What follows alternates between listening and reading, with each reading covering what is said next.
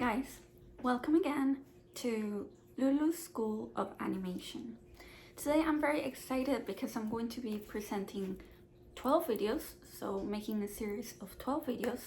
And the reason why is because I want to go through the 12 principles of animation very in depth. So this is video number 1, which is going to be squash and stretch.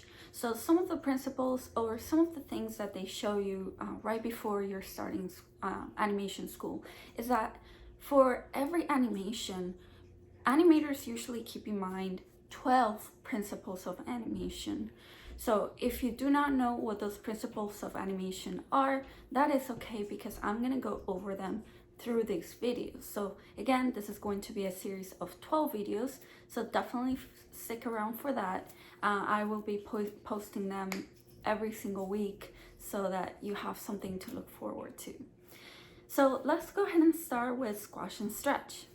Now, obviously, squash and stretch, as the word says it, everything that you animate or anything that you draw, when there is motion, you have to keep in mind squash and stretch. So that means that when there is like maybe a cartoon or maybe a ball, because these ball assignments are very popular, when they touch the floor or start motion, there's usually a squash, believe it or not, for almost every single action. So I will be demonstrating squash and stretch, first of all, on a ball assignment, which I highly recommend. If you're watching this video, make sure you do a ball assignment. And I wanted to make sure that throughout my videos, I'm giving you an assignment just so that you can practice animation. So the first task or activity that I want you to complete is a bouncing ball, and that is usually our first animation ever that will go over the 12 principles of animation.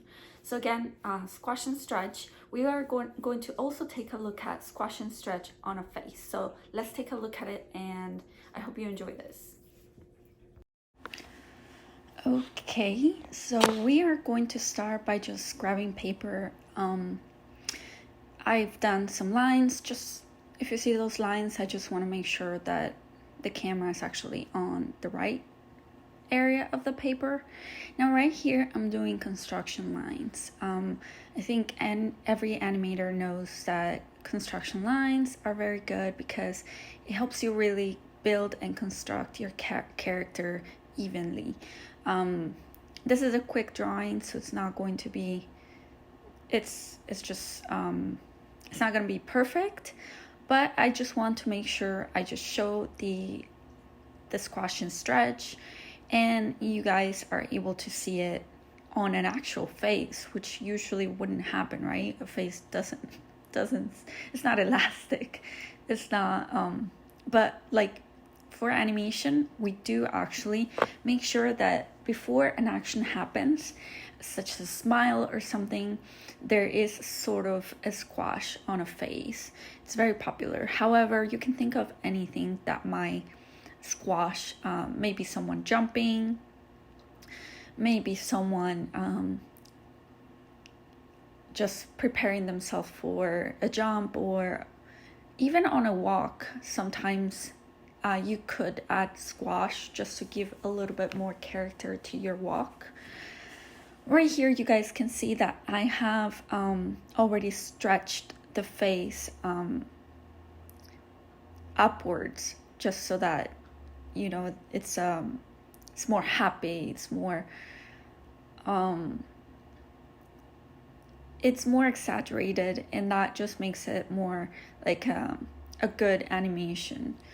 Now I'm going to put a tooth. I always like to put one tooth on all my characters, so that's that. And you can see as I flip the page, you can see how it's changing, and it looks good, the fact that it's stretching. Now we're going to do the squash. So before the motion happens, before we have that stretch, we will have a squash on the face. So that is pretty much what I'm doing right now. And as you see, I start with just a circle, and then from there I can change the shape. Now this little guy has a very particular shape, which is going to be tough to maintain throughout all of the drawings, especially because this is just a quick drawing. I will of course show you the recorded the whole video, the whole short, once I film it in my down shooter. If you don't know what a down shooter is, it's pretty much the camera that will take a picture of each one of your drawings, so then you can put it back together. Now, also one of the things that we learn in animation school is to make sure you always fill in open mouths. So don't leave it blank, always fill it in. As I was talking about the down shooter, I have one, I think I bought one in eBay. I think that's where I got it. However, it was more in the expensive side. So I did find one in Amazon that I can put down here on this video. So I will do that. I'll link it in the video. Now that we have the keys, the keyframes for my face, which is the exaggerated stretch and the exaggerated squash, then the next thing to do here is an in-between. And if you don't know what an in-between is, it's pretty much, as the word says it, is the drawing in between two keyframes. It could be not necessarily keyframes, it's just the drawing in between two frames. Now you start, of course, with the keyframes, so you will start with the drawing in between the keyframes, but once you do more drawings, then they'll be just like the drawing in between two other drawings. It looks like all I have to do is the in between, so I think you guys are going to see right now I'm adding another page. Of course, I have to set up the two drawings that I'm going to do the in between in, and then that's what I'm doing right now. Now for this one, I do like to use my light box. Now the light box is pretty much what's making the drawings translucent, and I turn it off just to make sure that I'm actually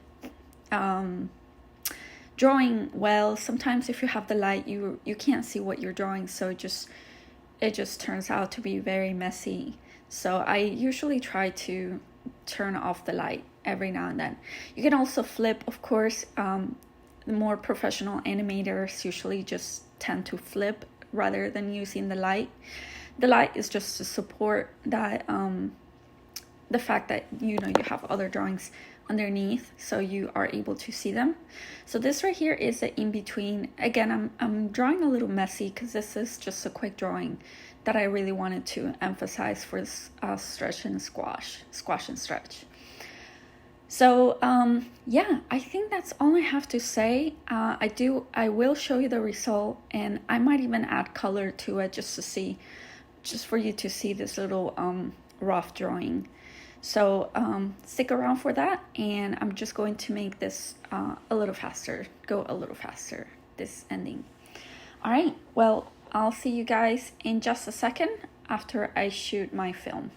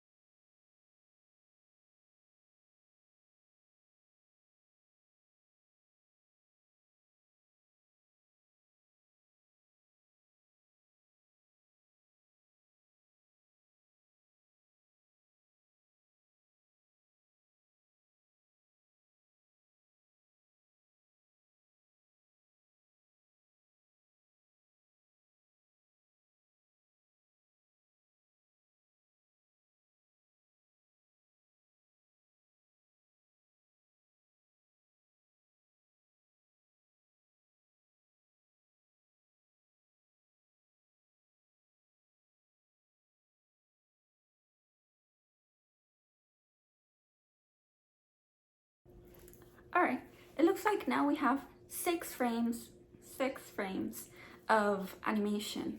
Now, if you're not familiar with what frames or keyframes are, I did make a video already about it, so definitely feel free to check that out. And so now that we have the 6 frames of our drawing where I show you squash and stretch for a simple motion, I'm going to go ahead and shoot them. So that means filming them each frame with a down shooter. Now I'm going to also recommend a down shooter if you are using traditional animation. There's a great one in Amazon that's not too expensive as others are, which I'm going to put in the description down below, so that if you're doing traditional animation, you can use this down shooter to shoot your film. Once you do every single page, there's a process of just making sure that you shoot every single frame so that you have a moving picture. Now, there's also ways so you don't have to do traditional animation. You can just do digital animation, and there's great applications for that. If you want to also check out my video where I show you some of the best applications to do animation in, definitely check that out. I'm going to also post that in the description below. And yeah, let's go ahead and shoot the animation, and then we'll be right back. Okay, so hopefully you were able to see that video. Now that you have seen how I made it, I think it's very important because during that I was able to show you squash and stretch, and I also mentioned that I would love if you do a bouncing ball. So I realized I want to take you through creating that bouncing ball through every step. So check out this video right here to see how to do that bouncing ball. Again, thank you so much for watching. I hope that you are able to integrate squash and stretch into your videos now that I was able to show you how to do that. And yeah, so stick around for the next video. Don't forget to subscribe if you really want to learn how to do animation. I'll take you through so many tips and tricks and through the whole process of making animations. So thank you again for watching, and I'll see you